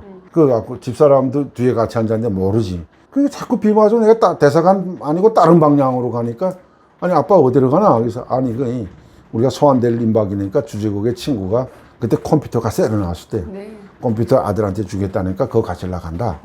마지막까지 속였네요. 마지막에 속여야지. 이게 싸움하면 그 다음에 못 데리고 와요 이거 같이. 그러니까 그렇게 알고 딱 왔는데 이제 남한 30분 가면 남한 대사관, 30분 미국 대사관에 거기에 이제 로마 중앙은행 그 노타리 길인데 야 막 갈등이 생겨. 어디로 가야 되냐, 이거 미국 가야 되나, 한국 가야 되나. 그런데 마지막 순간에 그래도 한국에 가자. 북한과 가까운 땅에 가서 통일을 빨리 오겠지. 저 체제 붕괴되면 빨리 그 부모 형제도 만나고 다 하겠지 하고 한국행으로 탁 돌아섰는데 이게 저기다 연락은 안 하잖았어요. 거기서도 한 30분 가야 돼요, 북한 대사관. 북한은 못 사는 저기 구로마에 있고 한국 대사관 또 저 신로마에 잘 사는 데 있으니까 내리자마자 이 커피숍에 뛰어가서 그 커피숍 공중 전화로 딱 항상 내가 그때 당시는 그때쯤에서는 남한 대사관하고 미국 대사관 번호를 가지고 있었어요. 그 국제기구에 가면 전화번호 책이 있는데 거기서 적어가지고 몰래 언젠간 내가 퇴야 된다는 거 그때 임박해서 전화하니까 남한 대사관 오퍼레이터 여자가 봤는데 와닥딱 놀래. 여보세요, 나 저 북한 대사관의 김동수다니까 와닥딱 놀라더니 아니 어떻게 이거 전화 잘못하셨습니다 그래 나보고 하셨어요. 그래서 아니 그러지 마, 제대로 했다고. 그 대사나 공사참사 바꾸라고 빨리. 그 대사는 뭐 막 찾아. 대사는 없고 공사참사 있대. 그래 바꿔준다고 해서 아니 동수 동지 이거 전화 잘못하지 않았습니까? 그 농담하지 말고 30분 있으면 내가 도착하니까 문 열어놓고 있으라고 내가 그랬어요. 대사관 대문을. 알았습니다. 울더라고 지금. 갑자기 지금 전화하니까. 그리고 데려와서 차를 몰자니까 이게 또 안 되잖아요. 근데 그때 당시 딱 생각나는 게 장성택이가 매해 출장 왔는데 한번 장성택이를 태우고 이용길 부부장 태우고 나폴리 폼페오라는 데 있어요. 폼페오라는 거기 유명한 관광지죠. 거기 가다가 도중에 대사차고 가는데 북한 대사관 차들이 다 날갔어요. 돈이 없어서 제때 구입 못해. 이게 안 되는 거야. 그러니까 장성택이가 뒤에 앉았다가 야 동수야 하더니 주머니에서 이거 단일 담배 꺼내가지고 2대를 뽑아서 그걸 풀어서 여기다 주머니에다 가루를 주더니 이렇게 줘 나보고 뒤에 여기 앉았는데 나는 운전하니까 여기 부부장이하고 그래서 내가 잡아가지고 그걸 옮겨서 그 앞에다 뿌리래. 그래서 이렇게 하고 앞에 나가서 이렇게 뿌리니까 이게 물이 줄줄줄 내려가. 이게 안 돌아가는데 뭐 앞에 쫙 보여. 그 생각이 나서 주머니에 담배 꺼내가지고 뿌리고 그 다음에 가는데 잘 보이죠. 30분 만에 남한 대사관 앞에 딱 오니까 내가 작년도에 로마에 출장 갔댔어요. 근데 그때 대사관에 그대리 있어. 그 대사관에 그대리 있고 옆을 지나가면서 대사관도 그때 보고 그때 또 남한 대사관 분들하고도 이제 식사도 어찬 호텔에서도 하고 했는데 그때 이야기하니까 그분들도 다 눈물이 굴성해서 그 대사관이니까 문을 딱 열어놓고 대사는 없는데 공사참사 이하 한 8명이 앞에 쫙 서 있어. 비가 내리는데 우산 쓰고. 그 딱 왔는데 50m쯤 앞에 와서 차가 딱 브레이크 거는 거야. 집사람이 날 뒤를 이렇게 잡아. 여보 어디 가? 이거 앞에 태극기를 본 거야. 그 집사람이 딱 그러면 태극기는 아니까. 또 그 목을 잡더니 이거 어디 가? 나보고 그래. 정신 있어? 그래. 그래서 내가 손 내려놓고 야 좀 참아.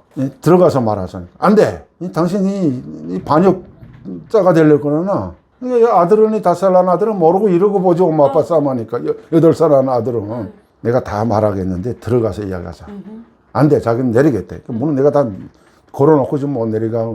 그 이태리 경찰이 또 저기 이제 한 18명이 저 오토사이클에다 경찰차하고 딱 입장권에 반짝반짝하고 대기하고 가니까 겁먹 온 거야 이게. 집사람도 겁먹고 애도 울려고 그래 막 진정하라고.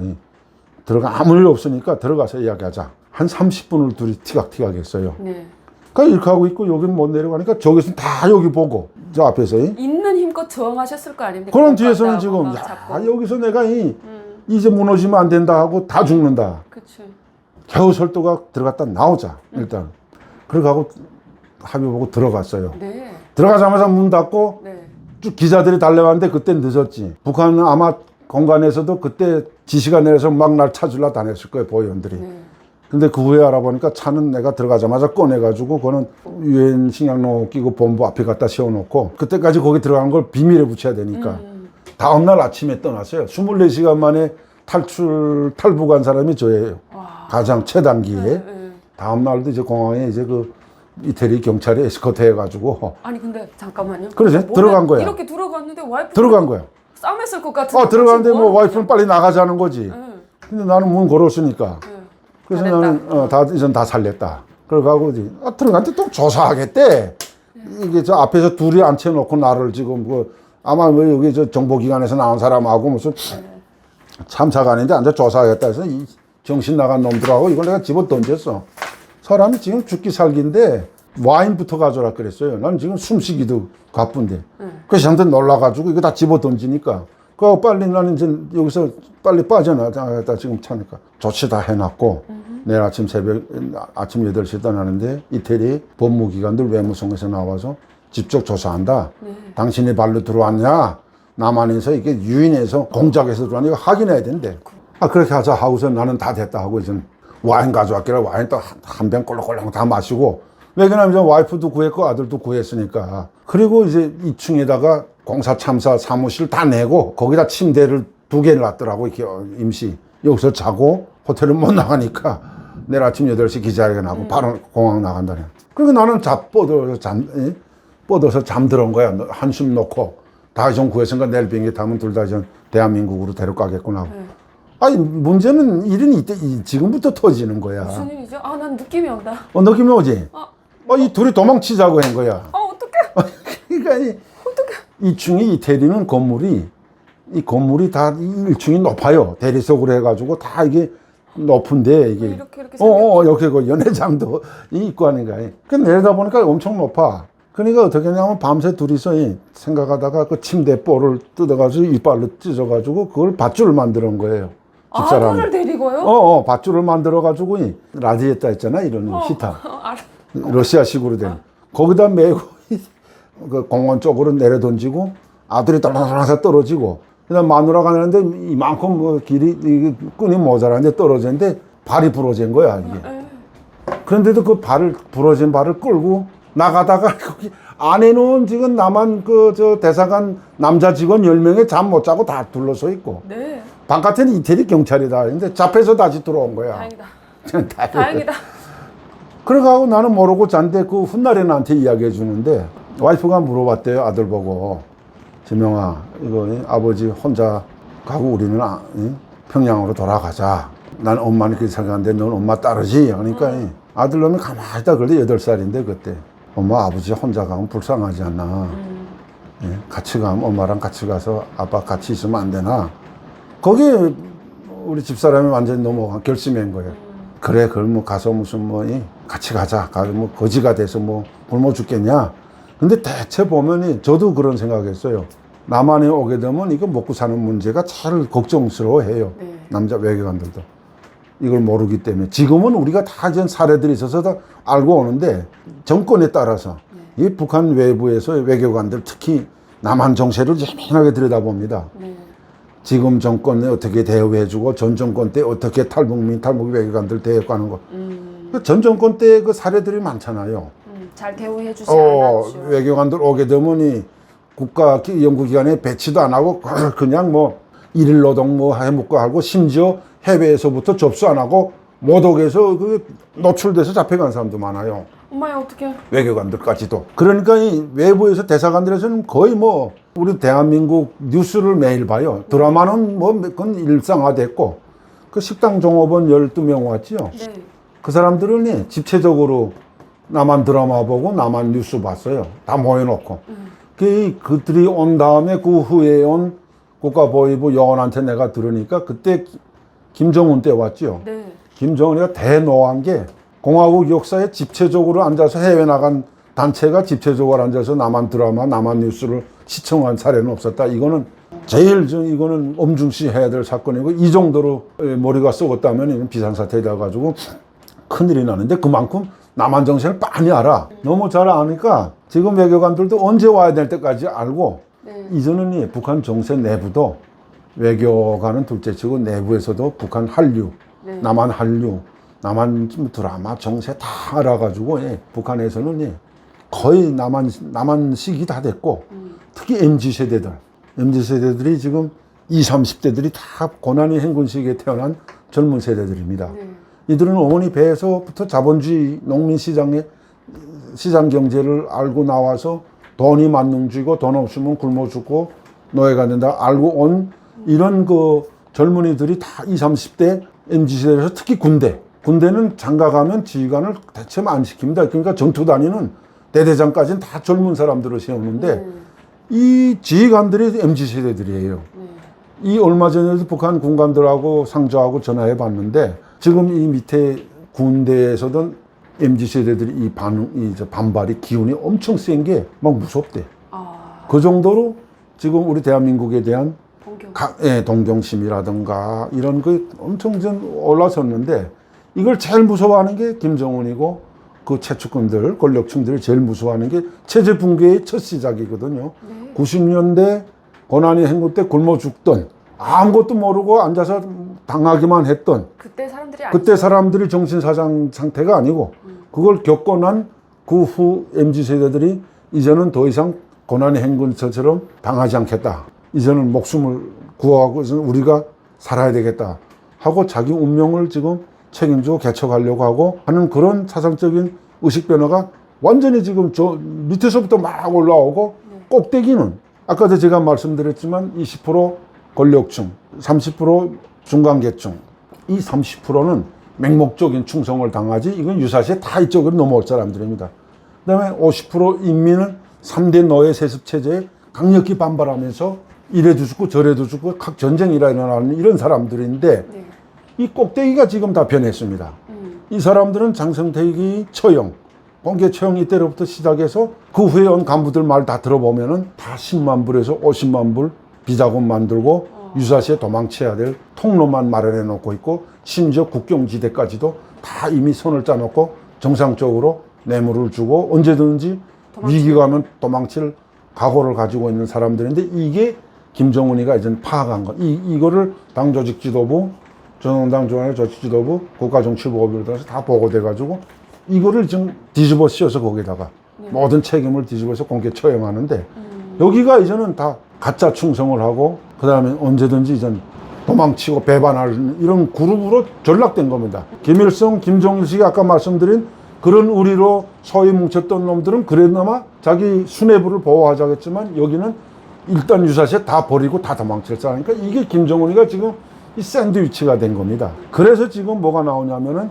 적대 국가론도 나오고 나라를 완전히 한민족인 것들 선대가 그 주장하던 우리 민족, 우리 한민족, 한 영토를 주장하던 것이 갑자기 이제 바꿔놓은 것이 세 가지라고 생각합니다. 원인이. 첫째는 그만큼 이제 남한화됐고 흡수 통일될 여건이 다 북한에 이제 퍼졌고 이제는 김정은 자체도 이제는 남한 말투 쓰면서 야 이제는 갈 대로 다 갔구나. 이제 이걸 좀 더 허용해 놓으면 특히 탈북자 문제, 국경 통제 문제 이건 누수나게 하던가 외부 바람이 남한 바람이 더 들어오면 이건 시간 문제다. 거기다 중국이 항색 바람까지 들어오게 되면 무너지는 건 시간 문제다 하기 때문에 이걸 아예 적대국으로 해가지고 갈라놓고 북한 주민들을 어떻게 하면 공포정치로 다스리겠는가 하는 여기에 총 집중되는데 거기에 핵카드가 완전히 중요한 통치수단입니다. 네. 말로는 김주희를 데리고 핵실험장도 데리고 다니고 김일성 광장 무력시 주석단에다 앉혀놓고 과시하면서 나도 당신들과 같은 사람이고 인간이고 한 아버지다. 그리고 이 애들 세대까지 다음 4세대까지 내가 핵무기로서 당신 지켜주겠다. 이런 쇼를 하고 하지만은 속내는 핵무기로 적들이 쳐들어오면 핵무기로 보호하겠다고 거짓말을 하지만은 너희가 말 안 들으면은 적들이 우리를 내가 핵을 가지고 있기 때문에 우리를 절대로 먼저 못 치니까 너희 내 말을 잘 들어라. 나는 이만큼 막강하니까 말 안 들으면 그냥 총과 칼로 이제 다스리겠다 하는 그 공포 정치 그게라는 걸 이제 과시하는 그 과정이 지금 김정은 체제에 와서 아주 심해졌다고 지금 보고 있고요.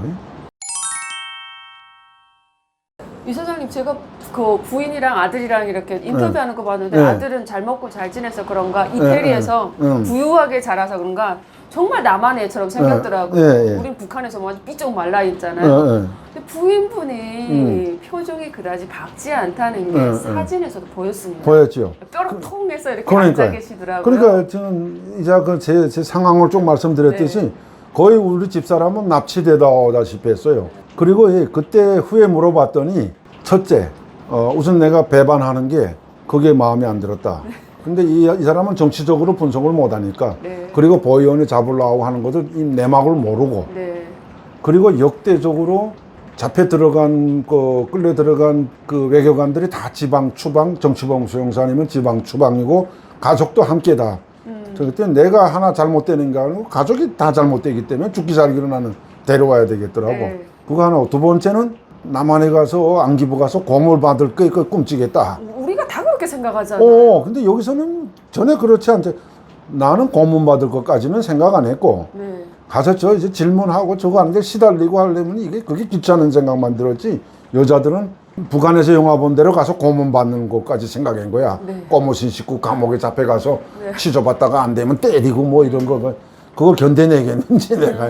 그때까지만 해도 혁명적 지조를 지키는 그게 두 번째고 세 번째는 뭘 해 먹고 살겠냐. 남한에 가서 당신이 외교밖에 아는 게 뭐 있냐. 그래서 훗날에 내가 야, 난 그때 당신 뭘 하려고 계획하고 떠났냐. 나는 그때 당시 하다못해 내가 운전은 한 40년 30년 배웠는데 택시기사라도 못하겠냐. 그 생각은 하고 떠났다. 나 최소한 너희 굶어 죽이지는 않은 각오는 돼 있었다. 그러니까 그게 이제 부인들이 걱정이에요.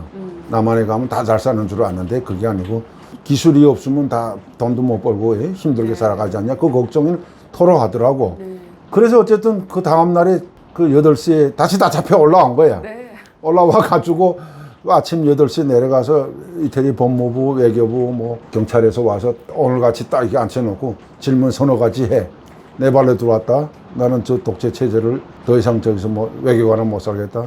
그럼 나는 이거 탈북이 아니라 정치적 망명이다. 그걸 다 공개하고 그렇게 하고 이제 그때 당시는 집사람이 그런 걱정도 많았고 그리고 이제 아침에 이제 그 끝나고 모터사이클에다가 그 뺑뺑 하면 그 좀 행사하는 것처럼 후미치노 공항에 와서 배 밑 그 수속도 없이 비행기 밑으로 올라가 가지고 그 빈 비행기를 우리만 타 가지고 여기 온 거예요. 그때.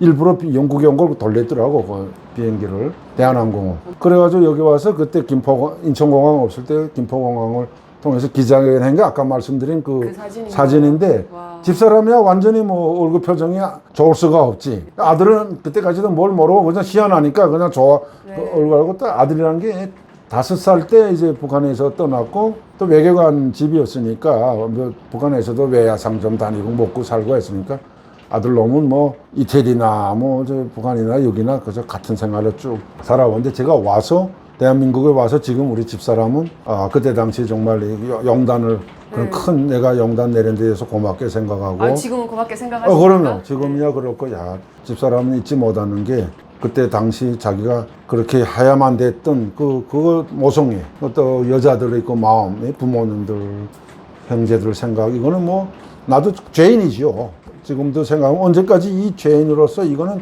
죽을 때까지 부모 형제들한테 지은 죄는 지우지 못합니다.